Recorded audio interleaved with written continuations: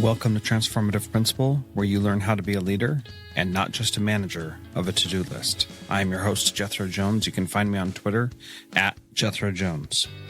Your to-do list is a hungry monster that is never satisfied. For the last year and a half, I've helped principals get awards, get promoted, and find the time to do the work that really matters. I recently opened a new mastermind slot. Schedule a call with me and let's overcome the stressed and isolated principal position together. Go to the show notes for this episode at transformativeprincipal.org and click Schedule a Call with Jethro. Transformative Principal, episode 205 with Jerry Snow.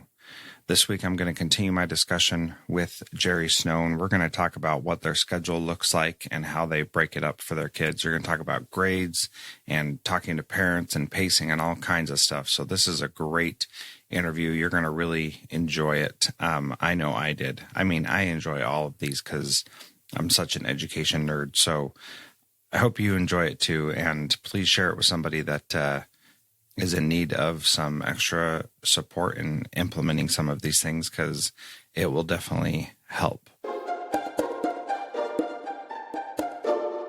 So can we talk a little bit about some of those things that make it so much harder, specifically like the day-to-day kind of things that, okay, so one of the complaints that I hear is, well, what am I going to do when my kids all come in at different levels because they've been doing personalized learning or mastery-based learning or whatever, and they come in at different levels? And my response is, well, they're already at different levels. You're just not doing anything about it, right? So what does that process look like of determining where kids are at when they first get to you and knowing what skills they need help with and things like that? So you can talk a little bit about that process, especially at the beginning of the year. Well, our day is set up kind of different. Like at my middle school, we have three main times of the day. We have team time, class time, and my time. Class time is, math, English, science, social studies. That's your regular class time where the kids come in to that core subject or the subject area, and that's when we're that teacher. So during those time periods, the state says we have standards we have to cover every year. So when kids come in, we assign the standards to those students. Now, one thing we do a little different than a lot of people is, since we test our kids in NWA MAP, if we have kids that score high and high average on certain subgroups, subject areas, stuff like that, we will actually let those kids try to test out on mastery for those levels of that school year. And if they can show mastery, then we don't make them do the work for that because they can master it already. If they can already show mastery, we're not going to make them just do the seat time to do it. We can actually give them mastery for those standards and let them move on to more standards. So that's awesome. That's class time. In my time, I call it a souped-up study hall. Some people don't like the name of that, but I do because, in the past when I was younger, people would have a study hall. You just go in there and do whatever you wanted to. My time is 3 days a week. You work on whatever subject you're the lowest in. So if your mastery percentage is lowest in math, you're working on math for those 3 days a week. If it's lowest in social studies, you're working on social studies. If you're caught up with the minimum pace in all your core classes, you get to pick and choose which subject you want to work on in my time because you have worked hard to be there. You're rewarded by getting to choose what you want to do on that extra, work on. 2 days a week, you work strictly on your ILPs. Since we test an NWA MAP and it creates ILPs in our programs for our students, on Tuesdays and Thursdays, all you do is ILP work. So you basically are working on your reading and language arts ILP or your math ILP. We do it, each day. Tuesdays might be your reading, language arts. Thursdays might be math. So that's my time. So like I said, 3 days a week, you're working on your core subjects that you're lowest in. 2 days a week, you're working on ILPs to try to fill those gaps. So we have a method to our madness in some ways. And then the third part of our day is called team time. In team time, what we do is we divide up our kids into teams when they come into, like in my middle school in 6th grade. That is their team time. Those teachers keep that same team 6th, 7th, and 8th grade. They are a mentor to them. They are an advocate for them. They are there to keep up with those kids. They learn about their life. They learn about home life. They learn about their extracurricular activities. They learn about their school. And they're there to try to keep those kids on track, monitor their grades, monitor what's going on with them in school, make parent contacts. They do meetings with them and try to say, okay, well, why are you not getting this standard? They set goals. They do character education activities. They do team building activities to try to get the kids working with other kids that they're not necessarily be in other classes with, so they can learn to work together. Two times a year, we have a student-led conferences. We actually have our kids work on a conference. They work on a presentation on, this is where my NWA scores. These are how I'm mastering my standards. If I'm behind on my standards, this is why I'm behind my standards. And we have them present that to their parents twice a year to explain to them, this is where I'm at, and this is why I'm here. And from the parents' standpoint, it's always amazing. They say, my child had to tell me that he's behind two standards, and the reason he's behind two standards is he's been playing on YouTube. And they said it was hard for them to admit that. It was hard for them to hear that kid say, hey, I've messed up. But they said it's amazing that the kids will take ownership of that. And it's okay, now this is how I'm going to fix it. I'm going to do this, and I'm going to fix it this way. So we work with these kids and these teachers and these parents in all these ways to try to mesh everything together to get a good outcome. And like I keep saying, we are not perfect at it, but we're trying to be. Yeah, well, it's pretty inspiring. You mentioned during class time that they can show mastery. What does showing mastery look like? And you mentioned that the depth of knowledge has to be high enough for you to know that they really have mastered it. So what does that look like, showing mastery? And I'm sure it varies, but give some examples of what mastery looks like. Well, it's going to depend on the subject. Again, when we started this, I tried to give my teachers as much ownership as I possibly could. So I did not come in and say, you have to do this test for mastery, you have to do this lab for mastery. What I came in and said is, for each standard, you've got to determine what a child has to be able to show mastery. Now, what we try to do is we try to mimic the ACT Aspire, to where, maybe 2/3 of the stuff is like DOK level 3, and then the others can be DOK level 1 and 2, the little lower level stuff. And we said, we want you to be able to do it. If it means a project to show mastery, that's fine. If it's a lab mixed with a test, my social studies teachers, a lot of times they'll actually do a project with a test to show mastery. You got to be able to master both of those. You've got to be able to, whether it's the dates and times and what went on and what could have happened, mixed with a project on what really occurred here and why. So I let the teachers decide on that. I do not set a specific, boom, this has to be it. What I explained to them is I want the DOK, the depth of knowledge level, to be mostly around level 3, to where it's not just a yes, no, a right or wrong, or an ABC answer. I want them to be able to say, to solve this, I need to solve this and understand this and work this out. Then I can get this answer. So you want to make sure that they understand the concept really enough to show mastery. But again, I do not dictate mastery. I let the teachers, they are the core experts. They are the curriculum experts in that area. What I do is make them justify to me on why they use that as a mastery. So if it's a project or lab, they have to explain to me why that's going to be able to show mastery and what levels the kids are really having to look at and work at and think on to be able to solve it. So then what does grading look like in that system? Are you doing A through F or 1 through 4? What does that look like? We actually do 2 types of grades. Our community, we were really worried that they wouldn't want to give up the numeric letter grades. So what we do is every time we send a grade report home, they get a numeric grade, which is, 0 to 100, which is A, B, C, D, F, and all stuff like that. But then we also give them a mastery report card. We use a program called Mastery Connect, and what it does is you put the standards in there for the student, and as they master it, it'll give them a report, and it'll show these are the tests, this is the amount of standards you've tested on, these are the standards that you've mastered, these are the standards that you are near mastery, and these are the standards in remediation. So we do 2 types of report cards. We do the numeric, and we do the mastery based. For the numeric grades, what we do is each core subject area, they sat down and they decided, they use percentages, whether it's digital curriculum, mastery tests, labs and projects, portfolios, whatever they are given for those students, they decide on percentages. And what we do is we do a kind of a stair step on our mastery. If a student takes a mastery test and does not show mastery at 80% the first time, they have to go through remediation, and then they do something else to show mastery. Now, if you master it the first time, you would get 100 on your grade report because you mastered it. But if it took you 2 times, you might drop down to an 85 or an 80 or something like that. Or I think our first couple of years we did like, you did 100 if you mastered the first time. If it took you twice, you went to a 95. If it took you 3 times, you went to a 90. And the idea behind that was to try to get those kids to master it the first time, to really put the effort in before and be able to show that mastery.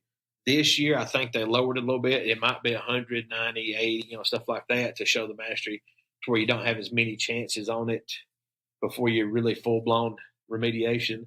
But that's how we do it with numerics. We do a little stair step on mastery, but then we have our individual, whether it's like digital curriculum and so on, or by percentages. So like the mastery test might be 60%, digital curriculum might be 15%, labs might be 10%, and add that up to 100% at the end. That's how those grades are determined. And it should mimic each other, because if I'm not mastering the standards like I should, my grade will not be as high. If I'm taking multiple times to master a standard, my grade will not be as high. But if I'm going through there and keeping on track and mastering it the first time, my grade should be higher than everybody else's.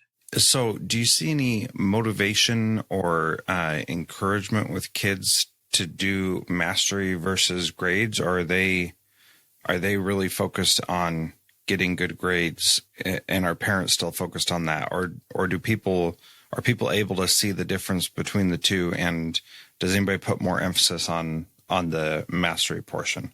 For the most part, I think parents are still focused more on the grade, because that's what they've known their whole lives. Yeah. But whenever I meet with parents, I try to explain to them the importance for me and for the school itself is mastery. If I'm mastering my standards and moving on, that's what's important. Am I keeping up with the minimum pace? Am I mastering? Am I going beyond where I should be and stuff like that? The grades are great, looks good. Like parents give money for grades, or, grandparents love the grades and stuff like that. And that's one of the reasons we just didn't get rid of the grades, because that's what they're so used to. We didn't want to make it so much of a culture shock that everybody just kind of went into overload. But whenever we meet with the parents, we try to explain with them, the mastery is the key. And also on those mastery reports that we send home, it will show you, we tell the kids and the parents this, after the first 9 weeks, you need to be a minimum of around 25% mastered. If you're at 10% mastered, you're behind. So we try to explain that to the parents. They need to keep up with their mastery to where, minimum pace would be 25% each 9 weeks. Now, again, we don't slow them down. We let them go as far as they want to. So, there's been a lot of kids that we've had after the first 9 weeks, they might be at 40% mastery, because they're really going through it. They're understanding the curriculum and they're moving on. And if they finish their subject this year early, then we'll go ahead and put them into next year's subject and let them start working on that to try to help them. And then that way they're always going forward and not just sitting there becoming stagnant. Yeah, I love that approach. How did you develop your pacing guides, or whatever you call them?